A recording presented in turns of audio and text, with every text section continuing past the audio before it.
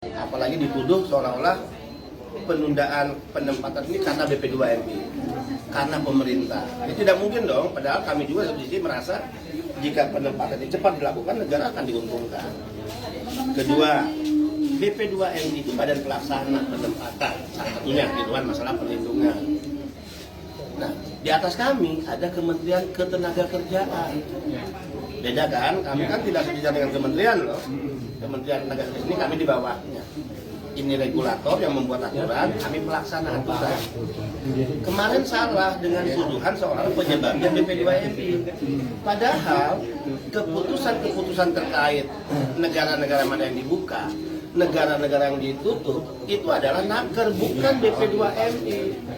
Bahkan saya sampaikan ke teman-teman yang Korea, coba deh kalau ada yang menemukan satu surat aja di mana bahwa penempatan pembukaan negara itu dikeluarkan oleh BP2MI, saya ikhlaskan 1 tahun gaji saya ambil deh sebagai hadiah, itu kan? Nah, naker itu melalui Ditjen Bina Penta.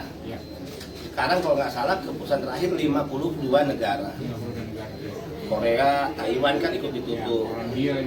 Bahkan dikait-kaitkan dengan kebijakan zero cost. Nggak ada hubungannya penutupan Korea dengan penutupan Taiwan karena zero cost. Semakin nggak nyambung. Nggak nyambung, Pak. Ya. Yang kami tahu itu murni karena Taiwan masih menutup dan karena COVID. Oke, sekarang beginilah. Katakan teman-teman Korea, Taiwan tidak percaya karena COVID. Terus apakah dengan tidak percaya COVID harus kepada kami yang disalahkan? Sementara surat keputusan tentang pembukaan penutupan yang keluarkan naker. Ya harusnya kalau nggak percaya COVID, naker dong yang dituntut. Kalau mau disalahkan ya naker, bukan kami. Jadi ini kekeliruan-keliruan di lapangan. Bukan ada pertanyaan lagi? Itu pusat saya lanjutkan. Oh iya. Tapi bahwa kami juga ikut terus mendorong upaya-upaya bagaimana pemerintah melakukan lobby. Saya tuh pernah telepon Ibu Naker, ya. Kemudian saya tawarkan, Bu, bisa nggak kita berdua ketemu Pak Luhut? Siapa tahu nanti kita sarankan Pak Luhut untuk mengundang Dubes Taiwan, mengundang Dubes Korea. Setuju Ibu Naker, datanglah saya dengan Ibu Naker ke Pak Luhut. Keluhannya kita sampaikan tentang 6.000 yang tertunda Korea, 6.000 Taiwan yang tertunda.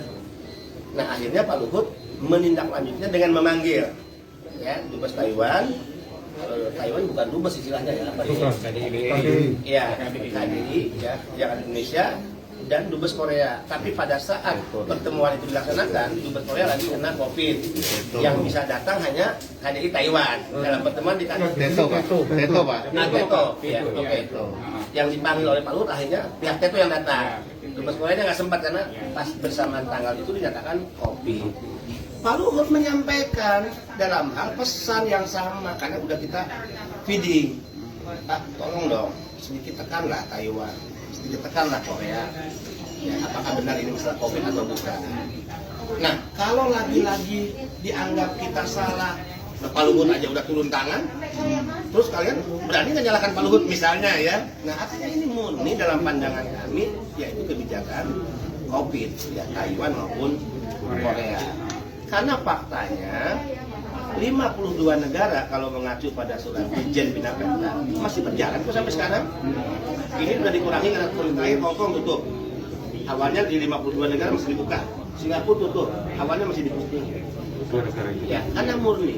Kemudian lagi ada permintaan tentang vaksinasi. Masa sih kami nggak urus hal-hal begitu? Tapi tadi malam saya telepon sama yang berlapor itu. Apa? Sidik. Saya bilang, Pak, kita dolim lah. Kalau kita ada divaksin, CPMI nggak divaksin. Kita dolim. Tapi kadangkala yang menurut kita ideal, ingin cepat, itu kadangkala beda dalam pandangan kementerian lembaga. Urusan vaksinasi kami berkirim surat ke Kementerian Kesehatan. Kementerian Kesehatan dari hampir 2 bulan lebih surat baru menjawab mengiyahkan permintaan kita. Itu 2 bulan. Ya kalau nggak salah 3 minggu lalu ya. 3 minggu lalu baru dijawab. Kita langsung menindaklanjutinya. Saya perintahkan jajaran buat SOP. SOP selesai langsung dikirim ke UPT. Sudah jalan berapa UPT nih vaksinasi? 10. Udah jalan Pak. vaksinasi itu dilaksanakannya bukan oleh BP2MI, karena kita kan meminta kepada Kementerian Kesehatan, petunjuk Kementerian Kesehatan dilaksanakan di setiap daerah di bawah Dinas Kesehatan bersama dengan Pemda, di mana Pemda melaksanakan vaksinasi sudah mengcover di dalamnya adalah CPNI, maka itu diumumkanlah oleh UPT dan sudah 10 UPT jalan. Begitu, jadi tidak mungkin negara tidak memikirkan sampai hal begitu. Minimal kalau sudah vaksinasi sebelum berangkat, ya dia tinggal PCR lagi, tidak harus menunggu vaksinasi lagi. Hal-hal yang dikeluhkan tadi dalam pembicaraan kita meminta keringanan, disepakati perpanjangan tadi apa? Nah, sampai kita kejar lah. Kalau sudah perpanjangan 1 tahun saya katakan, masih belum berubah COVID, ya udah perpanjang lagi sampai begitu. Tapi yang paling penting adalah begini, salah dan keliru jika penutupan Taiwan Korea disalahkan pada BP2MI. Perlu diklarifikasi. Teman-teman kan bilang begini, kan BP2MI yang menempatkan, iya, BP2MI yang menempatkan melalui G2G, tapi kami menempatkan tidak hanya ke Korea loh, ke negara-negara mana lewat G2G itu setelah adanya surat dari Naker. Nggak bisa kita maunya kita menempatkan ke sana, menempatkan ke sini, terus Naker mengatakan belum dibuka, nggak bisa. Tapi saya husnuzon, Naker menutup karena memang juga bukan kemauan Naker, nggak mungkin juga Naker mau menutup, nggak mungkin Mbak Ida misalnya melarang orang berangkat kerja, tapi karena pertimbangan negara yang bersangkutan. Tapi tolong dibantu lah. Iya, nanti saya bantu sosialisasikan Pak teman-teman. Dan satu lagi tadi pertanyaan saya Pak mengenai skema penempatan yang dari SK dari Kementerian melalui Dirjen Bina Penta kan Pak. Di situ untuk Korea Selatan disebutkan ada G2G, BP2MI tetap kan. Yang kedua melalui P2P, P2MI seperti itu Pak, dan perorangan sendiri. Surat terakhir mungkin nggak tahu yang keempat, berapa ya. Yang keempat Pak. Surat terakhir G2G tidak ada. Iya. Di ketiga dan keempat tidak ada. Ya. Nah itu bagaimana? Itu jadi pertanyaan kita juga. Apakah nanti program G2G ini akan tetap berjalan? Apa nanti kedepannya dialihkan dengan P2P dengan P2MI-nya? Waktu kami tanya kepada pihak ARBK, loh kenapa kalau alasan COVID G2G kalian tutup? Kemudian yang P2P tetap jalan. Alasan mereka kalau G2G kan 1 kali pengiriman dalam jumlah yang sangat banyak. Itu yang dikhawatirkan oleh mereka. Tapi kalau P2P kan hari 5, 10 itu. Udah kita tanya kepada mereka juga. Berarti P2P akan jalan Pak ya? Tetap jalan. G2G tetap jalan. Kalau mengacu pada surat ya tadi ya.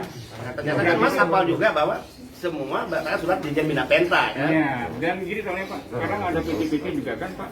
Kita selalu melihat dari mereka punya SIP-nya Pak. Oke. Iya kan? Ada nggak kuota untuk mereka bahwa tidak semua PT bisa mendapatkan kan? Ya. Itu yang mempunyai izin doang kan? Ya. Yang dikeluarkan oleh BP2MI. Ya. Seperti itu Pak.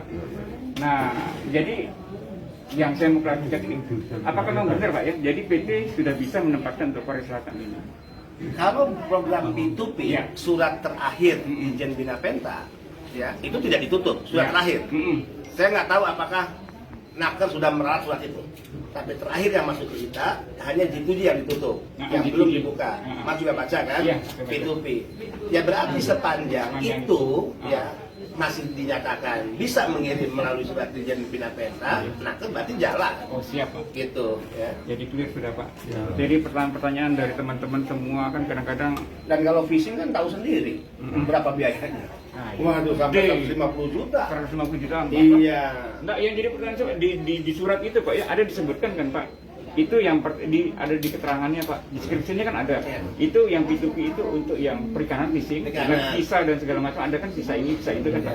Yang kedua, poin keduanya itu ada mereka sebutkan semua jenis pekerjaan, ya Pak. Yang jelas yang penerima atau usernya itu istilahnya apa ya, di negara penempatannya itu legalitasnya apa segala macamnya. Berarti kan untuk semua job itu Pak, manufaktur termasuk di situ juga Pak. Begitu kan? Itu kalau kita dari bahasa hukum kita kebacanya gitu Pak. Oke, jadi kalau tentang pembebasan biaya penempatan udah paham yang saya jelaskan tadi. Pembebasan biaya penempatan. Nah ini sepintas saja dengar ya Pak. Oke, jadi pembebasan biaya penempatan itu jangan diputar oleh pihak-pihak tertentu. Karena yang memutar isu ini menjadi negatif itu pasti saya udah tahu kelompok yang biasanya praktek ijon renteng. Jadi peluang mereka untuk meminjamkan uang ini kan menjadi terkunci. Yang marah mereka. Maka kalau yang marah PMI, menurut saya aneh. Nggak mungkin. PMI itu kan kalau ingin bekerja pasti dua cara. Satu, menjual harta kekayaan. Kedua, meminjam ke rentenir. Ya, sekarang negara mengambil alih. Kalian nggak perlu lagi menjual harta kekayaan, nggak perlu lagi meminjam ke rentenir. Pertanyaannya, kalau begitu dari mana dong kami dapat duit untuk mengikuti pelatihan? Pelatihan misalnya di LPK, ya, untuk biaya paspor visa, untuk tiket. Ini yang disediakan negara. Skema atau plan A-nya adalah Pemda bertanggung jawab. Karena itu perintah pasal 30. Tapi kalau bicara Pemda kondisi begini nggak ada Pemda yang sanggup. Sehingga kita punya plan B. Oke, negara mengambil alih menyiapkan uang melalui pinjaman bank. Yang pinjaman ini kalau dulu melalui pihak ketiga. Nggak boleh pihak ketiga. Karena kalian curang. Minjam 6%, kalian pinjamkan 25% bunganya. Sekarang PMI bisa langsung meminjam ke bank. Coba kalau sampean pada posisi PMI, senang kan? Senang Pak. Iyalah, Yang jadi masa pertanyaannya ada PMI yang marah? Yang jadi pertanyaan satu lagi Pak, apakah nanti perorangan itu diwajibkan dengan misalnya apa jaminan ke pihak banknya? Pastilah itu Pak ya. Jaminan enggak? Nggak pakai jaminan. Nggak ada jaminan. Perjanjian Hanya perjanjian kerja. Oh, iya. Nggak ada jaminan. Menjaminan harta di rumah nggak perlu. Ya, Bahkan, pertanyaan teman-teman itu kadang jangan-jangan kita ke bank juga harus dimintai ada jaminan. bahkan misalnya Jepang Ya. yang pelatihan yang butuh sampai 6 bulan, Iya, betul. ya kan? PMI kan berpikir, loh kalau aku pinjam sekarang, kan 6 bulan kemudian aku berangkat. Nah selama 6 bulan ini gimana aku harus nyicil? Tidak, sekarang dipermudah. Karena negara betul-betul ingin memberikan kemudahan. Yang dimaksud angsuran pertama adalah di mana dia hari ini bekerja dan mendapatkan gaji, itu baru dia mengangsur. Jadi selama 6 bulan nggak perlu mengangsur. Clear kok Pak? Clear, mantap. Seneng lah, Luar biasa.